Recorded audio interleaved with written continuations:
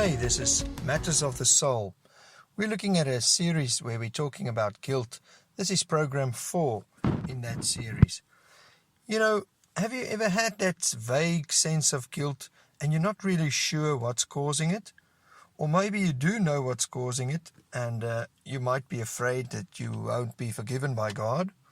But feeling guilty can become a lifelong habit if we're not careful, and because guilt can be very deceiving.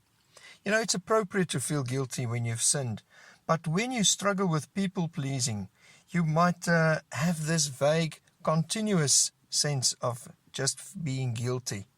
It sometimes might come from a past where you've had critical parents or you grew up in a very legalistic church, and that you have been almost conditioned to feel guilty most of the time. Here are a few examples of where you might feel guilty. When someone asks you to do something and you say no. When you think someone wants you to do something and you say no. Obviously, when you have sinned, that you will definitely feel guilty, especially if you are people-pleasing. But when someone is sinning against you and forcing you to go along with their sin, people-pleasers struggle with that. And when you have sinned yourself, or you've hurt someone in the past and you can't let it go, people-pleasers also struggle to let that go. And when we feel like we've just not good enough as a Christian, and we're not meeting our own or the expectations that we think that the Lord has of us, when you are people-pleasing, that's when you start struggling with guilt most of the time. You know, when we have people-pleasing dilemmas, we need to ask ourselves a few questions regarding guilt. The first one is, why am I feeling guilty?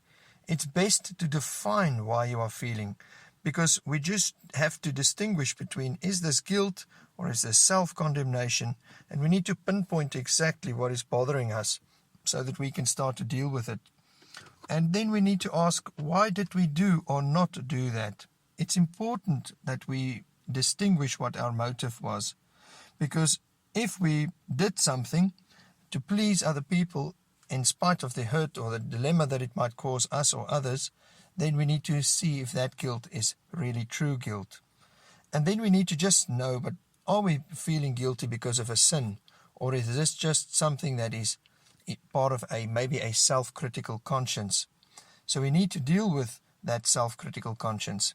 Next time we'll have a look a bit further at how you can deal with people-pleasing. May the Lord bless you. This was Matters of the Soul. Goodbye.